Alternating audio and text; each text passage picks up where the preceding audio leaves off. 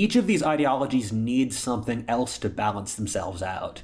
None of them ever achieved that, though, which is why all of these ideologies died. Of all these ideologies, communism is the worst constructed. Communism is naturally the most removed from the human condition. Communism assumes progress will always occur no matter what, that humans are naturally good, that we can socialize humans to be whatever we want, or the blank slate, that class and economics are the only lens through which history operates, that humans are equally talented, that men and women are the same. All of these are wrong, though. Every single one of these has been objectively proven to be incorrect. The reality is humans are inherently self-serving, unequal, religious, divided by nationality, sex, are biologically programmed by genetics, and progress or wealth are inherently rare against the historic norm of poverty and stagnation.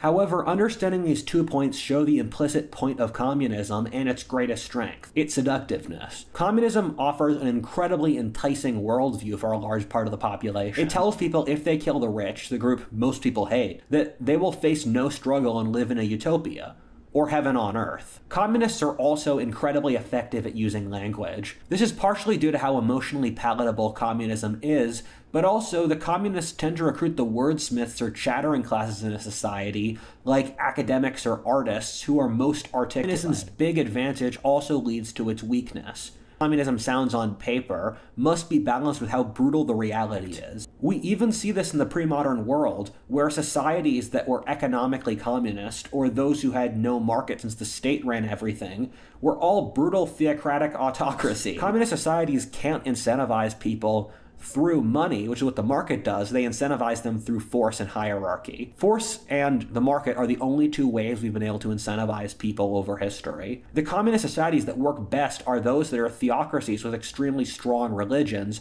thus creating social pressures to work. At the time of World War I, every major country in Europe had liberalized to some degree, even Tsarist Russia or Habsburg Austria. Liberalism was widely considered to be the future. The combination of the Enlightenment, liberalism, and Christianity were seen as the trinity that would rule the world before World War I. World War I, for the longest time, looked as if it invalidated liberalism, which was fighting a defensive war for much of the rest of the century. Liberalism posits a vision of the world built off individual freedom, whether the right to own guns, property, or vote. Liberalism's great strength is its flexibility. Liberal societies see the fastest economic growth, are incredibly inventive, and have high social trust. On its face side, liberalism's strength is its looseness.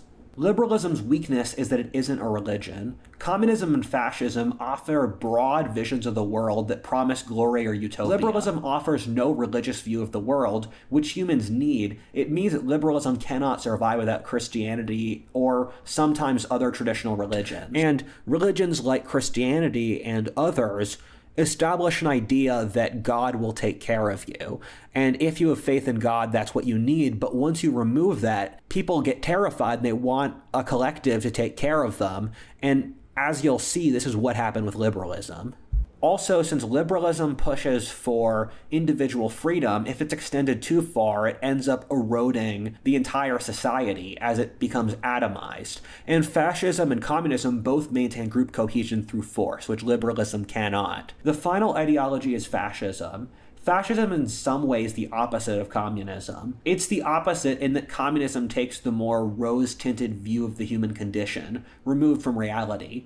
Fascism, meanwhile, makes the brutal belief that life is a Darwinistic battle for survival, in which one should try to evolve to a higher level. While humans are genetically unequal, this view of the world is largely accurate, but holy shit, that's bleak. Fascism is the closest to human nature, but it's also incredibly ugly and brutal. The thing is that's completely realistic, since that's a pretty apt description of almost every pre-industrial country. Unlike communism, the fascist states had functional economies and were some of the wealthiest nations in the world, alongside fighting far above their weight class. Fascism is the most masculine, and you see problems from this in that fascist bureaucracies and militaries are often pretty incoherent because everyone is such a massive ego, and these societies push heroism and pride. In this way, communism and fascism are the opposites because fascists had a very decentralized command structure where local commanders could disobey orders, while communism had the exact opposite, where there are stories from Soviet Russia where there's an error in the command systems which tell armed army units to walk into the middle of a river, and they do it even if it results in them drowning, because if they don't follow the orders exactly right, they'll all get shot. The problem with fascism is that since it keeps things so sociopathically real, it has no moral code, which makes it completely untrustworthy. They're really a threat. This is why fascism was the ideology which lost since everyone else in the world allied against the fascist states and crushed them into the ground for being too dangerous. Fascism is most similar to the pre-Axial Age states like Assyria or Qin. The problem with these states and why they fell is that no one liked them since they were completely immoral, thus everyone teamed up to wipe them off the face of the earth, given they were openly aggressive, but also just by geographic position. Germany was in the middle of the map, making them the logical base for a large alliance structure against them. Japan was also surrounded by weak entrenched powers on all sides. We all know what happened next. The liberal and communist worlds teamed up to destroy the fascist in the bloodiest war in history. They then divided it up, and afterwards came the Cold War between liberal and communist worlds. If the Nazis hadn't been fascist, or even a less racist brand of fascists, which is again a sign of how low trust fascism is, they would have easily won World War II. When the Nazis invaded the Soviet Union, lots of ethnic minorities like the Ukrainians cheered them on, but then when it became clear that the Nazis wanted to genocide them, they didn't get their support anymore, but they very easily could have raised armies in the million from Eastern Europe against the Soviets. At the same time, Jews fleeing the Axis countries gave the Allied world immense scientific breakthroughs that the Axis could have used if they weren't so anti-Semitic, and the Nazis were using tremendous amounts of their energy to kill the Jews at exactly the time of war when they needed that to fight the Russians. In short, Nazism is a big reason the Germans lost World War II.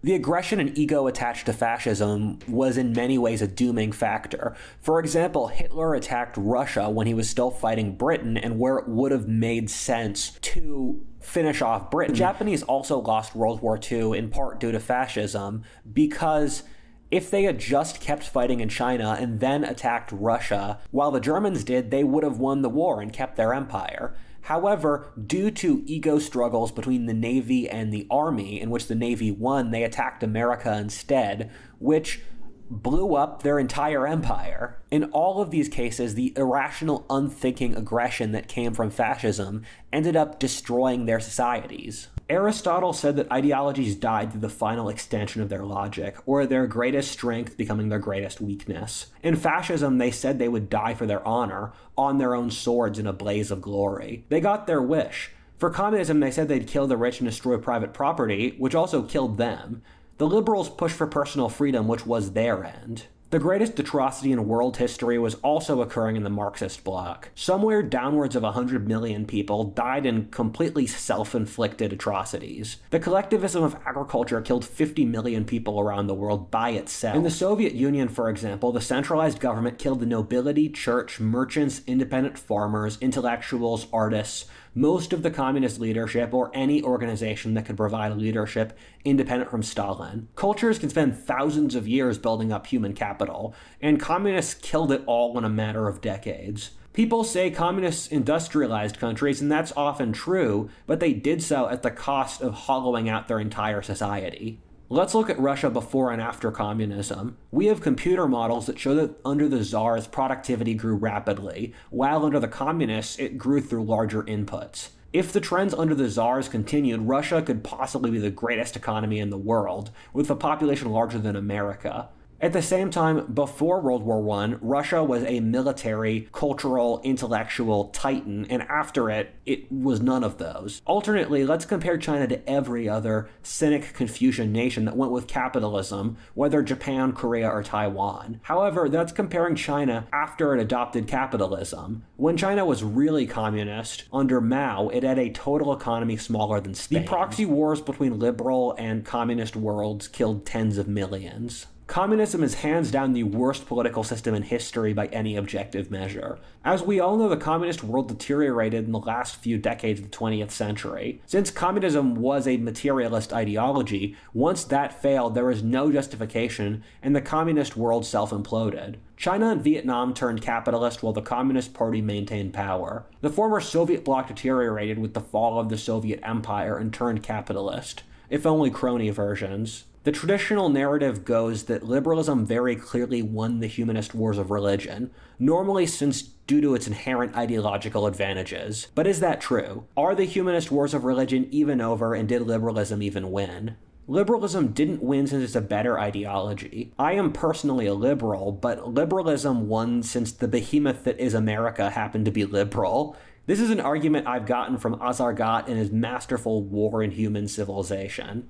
The common wisdom goes that liberalism unanimously won the humanist wars of religion. From one perspective, this is totally true. Liberalism expanded massively as an ideology with the end of the Cold War, while fascism and communism are basically extinct. It's really dramatic that in a lot of ways, in 1970, less than a dozen countries around the world were liberal, with most of them clustered in northwestern Europe. In 2000, a majority of countries in the world were liberal, with liberalism becoming predominant in Europe, Latin America, and even making encroachments into Asia and Africa. However, from another point of view, liberalism is lost, at least in its original form. I have a theory that the ideology of the modern world is really managerialism, and is a mixing of liberalism and Marxism that bears very little resemblance to the actual liberalism of 100 years ago. The original liberalism stood for market freedom, freedom of speech, religion, and open market without any government intervention. What's often more shocking is what liberalism tolerated.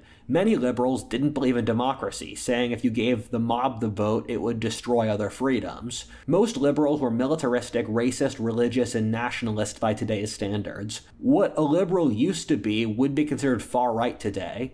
Paul Gottfried has a book that covers this in greater depth. However, when you look at what liberalism stands for today, it's government intervention into every aspect of society, massive social engineering to intervene into literally every aspect of the society, forced tolerance and multiculturalism, whether or not the public wants it. The modern world is a combination of the autistic masculine and the hysterical feminine. What ended up happening with fascism's defeat is that liberalism and Marxism coalesced together, while removing the elements of fascism that were connected to the basic human condition, such as the nation, honor, and the vitality of life, because we have no appeal to anything else in our moral code. Fascism's basis in survival is ugly, but it's also realistic, and with its removal, our society lost any ability to appeal to national survival. Instead, to be the opposite of fascism, our cultures are committing what fundamentally amounts to suicide. This is how liberalism and communism fused. This ideology is intellectually Marxist, which is why everything is based around studying oppression today. A liberal academia would constantly be talking about how amazing the Magna Carta and American Revolution were, or praising Adam Smith, called Whiggish history. You can also tell its Marxist foundations because there's been no analysis of the errors of Marxism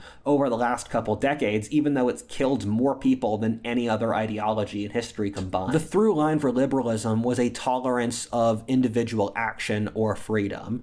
However, this moved from freedom from things, such as freedom from an oppressive government or for certain liberties, to freedom to do things or to live whatever kind of life you want. It took liberalism's permissiveness so much so that it eroded the entire cultural foundations of society. In all great dramas, none of the people who initiated the drama survived to the end, with some random characters that show up at the end winning. This is how most Shakespeare's plays are written, as it was with the Greeks. The drama exists to show how the tragic flaw of the characters, which is always connected to their greatest strength, eventually brings them down. The reason liberalism, in its victory, failed is fundamentally the same reason all the other humanist religions failed: that the technological project is fundamentally false. The outside world often shows the manifestations of our subconscious as we collectively build worlds modeled upon how our minds operate. Carl Jung said that the Iron Curtain was symbolic for how the modern world splits itself off from intuition, religion, and uses science for tunnel visions. Once the Iron Curtain fell, so did the other side of it. The developed world achieved a wealth that was completely unimaginable to any society before. Most lived in a utopia without real crime, disease, filth,